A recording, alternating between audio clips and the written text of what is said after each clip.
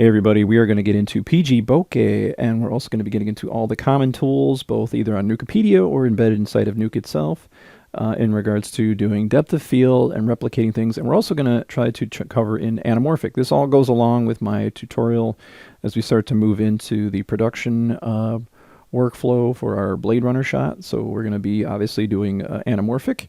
And it's going to be important for us along the way to learn all these wonderful tools and understanding depth of field, the artifacts, the sort of half-moon rainbow effects of the bokeh. The bokeh is the common little circle that you commonly see in the out-of-focus areas, or commonly called the circle of confusion. Now, I want to give props to Jed Smith for getting the ball rolling on this kind of stuff. Jed has done a really great video that is at the bottom. It's about an hour long. I highly recommend everybody take a look at it.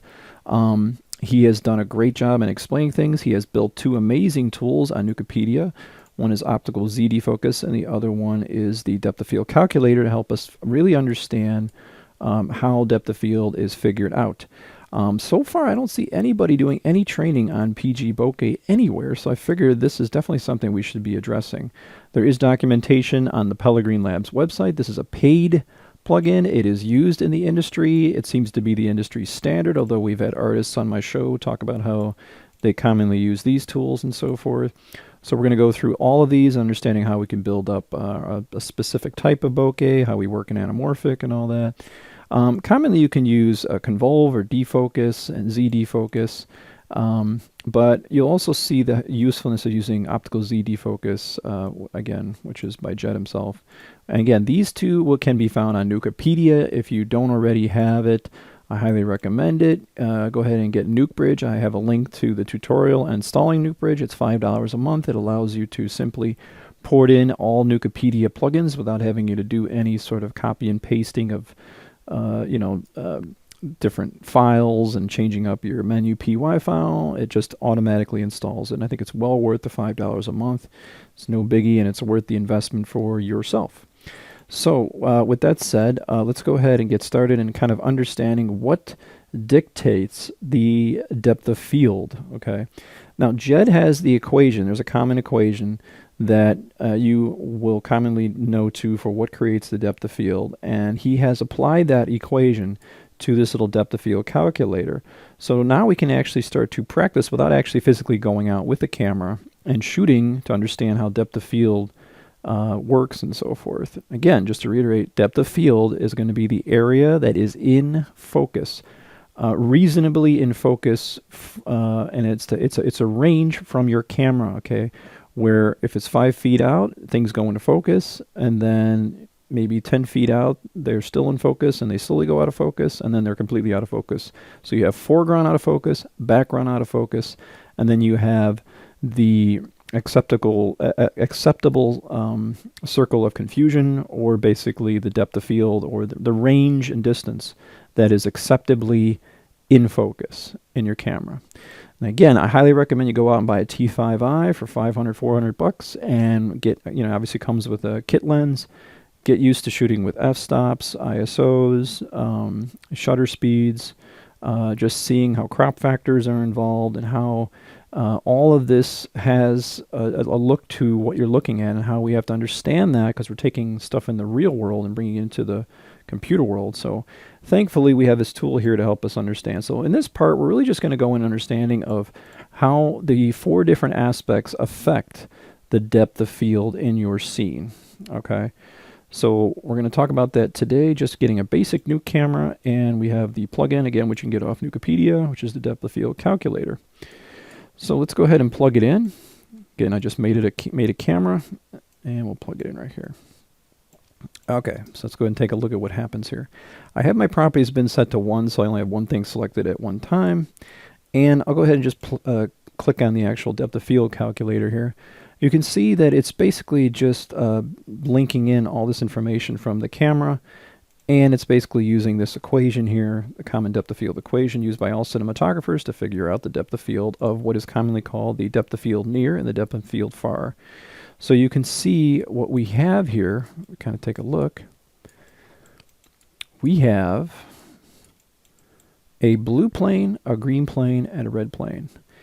Now, if you're not familiar with Nuke, blue is commonly considered to be the foreground autofocus, the red is considered to be the background autofocus, and the green is the point or focal plane. Just like how if you've ever had a camera or your iPhone that you've actually chosen a point to focus on, whether it's usually somebody's eyes or a background of infinity, this is where you focus. Now, usually from this distance, from here to here, you start to get a fall off where things are still acceptably in focus, but the circles of confusion, because the artifact in cinematography is you start to get these little circles that emulate the shape of your actual aperture. Okay, so if you have a bunch of blades in your aperture, you're going to get like a a pentagram or whatever. That's the shape. So your objects, especially highlights, in contrast to areas, will start to create these little bokeh circles.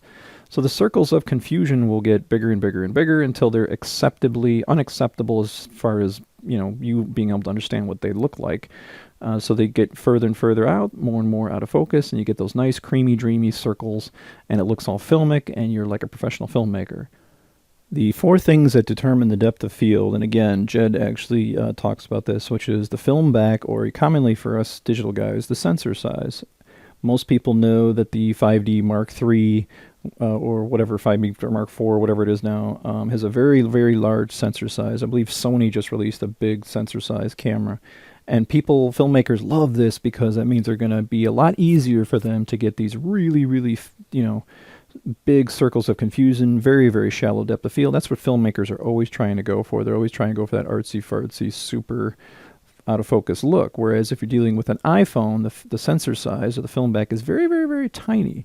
So you'll notice it's very hard for you to get those nice, really cool filmic looks if you're trying to focus an actor 10 feet away. Now, if he's like a foot away from the, iPhone, you're focusing on him, and it'll be like, okay, cool. I get a little bit of out of focus in the background, and that's the common thing that people do. They will just basically try as best as they can to isolate their character by having the out of focus background, and then the in focus foreground object that the actual audience should be concentrating on. They shouldn't be concentrating on a car going by in the background. And then you have the artsy-fartsy look of all the nice little circles, the common bokeh circles that are in the background. So rack focus is another way that we manipulate our audience to concentrate, whether that and also like bright areas of the scene, which our eyes go straight to, or contrasty areas. This is all the way of the magician or the manipulator of the filmmaker to force our eyes to go somewhere. So we will definitely be screaming for as filmmakers to try to get the areas out of focus that we want out of focus. And that can be a struggle with an iPhone.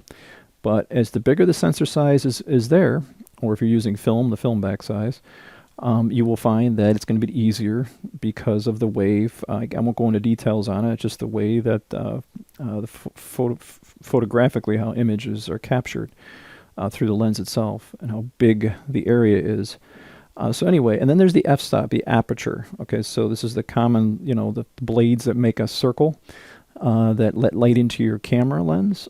And depending on how the blades are shaped inside there, if you have like just 5 or 6 blades, you're going to get like a octagon or a pentagon or whatever.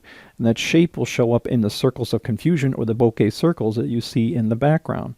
So that shape is something that is sometimes most filmmakers, aesthetically like it. They're like, well, I want to have like octagons behind there. Well, you're going to have to create an octagon in the blades that create your actual aperture. As you f-stop is higher, you're stopping down, and there's just a little tiny hole that the light's getting through. And it sort of acts very similar to where your iPhone is, where everything is more sort of centered like a laser. It's more sharp. So you'll have a lot more depth of field, or the area of in focus area. As you start to stop open, that hole gets bigger and light starts to scatter around more. And because of that, you're going to get nice shallow depth of field if you want that. Usually establishing shots, you want to have everything in focus. So we'll talk about, in that reality, the focus length, which we'll get into. The focal distance is basically how far away you've focused your camera. You take that little ring that you focus cameras before in your lifetime, and you'll focus on an actor, whether he's 4 feet away or 20 feet away from the camera. If you're focusing somebody closer to camera, you're going to find that your focal length, the area that's going to be, the depth of field the depth of field will be increased, or I'm sorry, decreased. And then as you focus a person maybe 20 feet away, you're going to see that your depth of field increases. More areas are in focus. Okay. Finally, your focal length, millimeter lens. So if you have a wide angle lens, it's going to be a lot harder for you to stop down and all this and try to get things out of focus if you have an actor that's like 10 feet away and you're focusing them. Again, wide angle lenses commonly are always in focus because you're establishing shot, and you don't usually use wide angle lenses when the actors are talking against each other or two shots or over the shoulder shots. Those go for the longer lenses like 35 to 50 or beyond. But wide angle shots to establish a building or an office environment, they're usually far away from the actors and they will establish the shot, and you'll find that everything is in focus. This is just how it is, physically accurate. The actual depth of field will be increased as your focal length gets wider and wider and wider. So when these very wide angle lenses, it's going to be very hard for you to focus a character and have shallow depth of field behind them, which you can compensate by basically taking your f-stop and you're going to bring it down to something crazy like 1.4, and if you have the possibility, 0.9. So again, it's a bit crazy. So these are the four aspects that actually create the depth of field. So let's take these different attributes and put them into practice, all right? I'm not going to actually set this up through a scanline render node. I'm just going to put my camera through this awesome plugin, the depth of field calculator, put my viewer to the depth of field calculator, and just make sure double click my camera selected, and now you can see as we start to work here. By default, you commonly get a 35 millimeter lens here, or sometimes a 50, I don't know, in this case 35 millimeter lens is basically what defaults inside of Nuke. So again, you can see the focal length is 35. As we take the focal length, okay, and we make our lens wider, so if I look from the top here, you'll see that we get wider lenses meant for establishing shots. Okay, as this happens, our depth of field, or the area that is acceptable circles of confusion, where you can basically get an idea or its tolerable sharpness of what is in focus between here and here, okay, will increase. So again, focal length increases. All right, so everything's in focus. All right, so again, blue is out of focus area.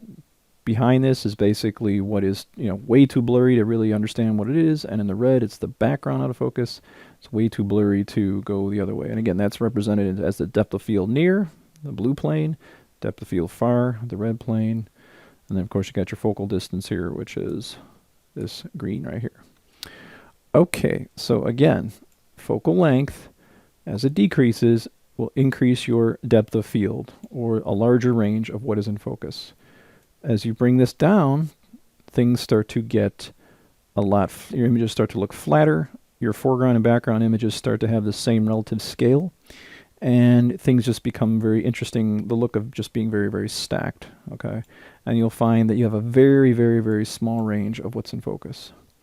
Finally, we have what is called we have the focal distance. So as I take the focus distance and I bring it closer, okay, so if you're ever really desperately trying to get very shallow out of focus areas in the background, get the actor closer to camera. The closer the actor is to camera and you focus on them, the more likely the background's going to very exponentially go out of focus and have those nice circular bokeh circles. So again, it's going to be a lot harder for you, as you can see, as we have somebody maybe 20 feet away from camera, and maybe I focus them right there. Say they're standing where the green plane is, which is where they would be, and we would focus their eye. It's going to be very hard for me to isolate them in the scene, and that's where the f-stop comes in. Commonly in the daytime, if you're out shooting in the daytime, you don't have any ND filters or anything like that, your f-stop is going to be anywhere from 16 to 22 in broad blasting daylight. Okay, so you're going to have this huge range of field. So if you have this lonely actress standing here that's supposed to look all insecure and she's about to have a breakdown, and you have some actor walking back here, or somebody who's not really an extra but somebody in the background, they stare at the camera, they're going to detract from you concentrating on your actor, who's basically performing a huge performance, and the audience should be looking at her. So you're sitting there going, okay, how do I get that guy out of focus that's walking by? He's not an actor, and I'm on a cheap budget, so these are just people walking by. I can take my f-stop and start bringing it down, like this. Now, you bring an f-stop down in a broad blasting daylight, you're going to need ND filters to cut back the light because it's going to get too bright. Okay, that's why you bring ND filters on set to cut the light down. So now she's in focus. The guy walking by over here is out of focus, and now you can concentrate on her performance. So as you decrease the f-stops, and commonly you use ND filters as you decrease your f-stop when you're outside, you start to isolate the character and your depth of field range gets smaller. Okay. Now the other thing you got to think about is the horizontal aperture and vertical aperture in this case. You know, how big is it in real world size and so forth. So even if I were to, you could see as I increase this, you know, and try to play around that, you're never going to, it's not going to really register in this case to what we see inside of here. But technically, that's when we talk about the film back size of a camera. That's really what we're talking about here. So you're not going to see that happen in the computer realm here, so there might be some little bit of fidgeting, and that's where different tools such as PgBokeh come in.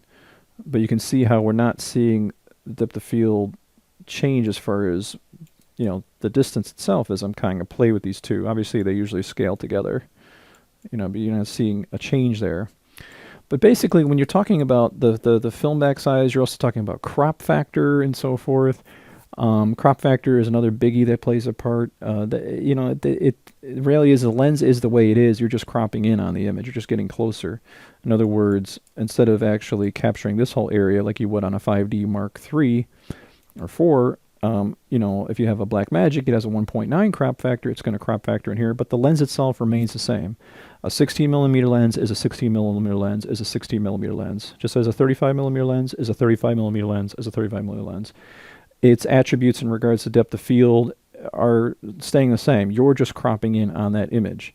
So it does give you a little bit of a different look, but in reality, the lens itself isn't changing its attributes at all. So there's a lot of different weird aspects that are hard to explain in this computer realm that are best explained through how a camera actually registers or captures an image in the real world.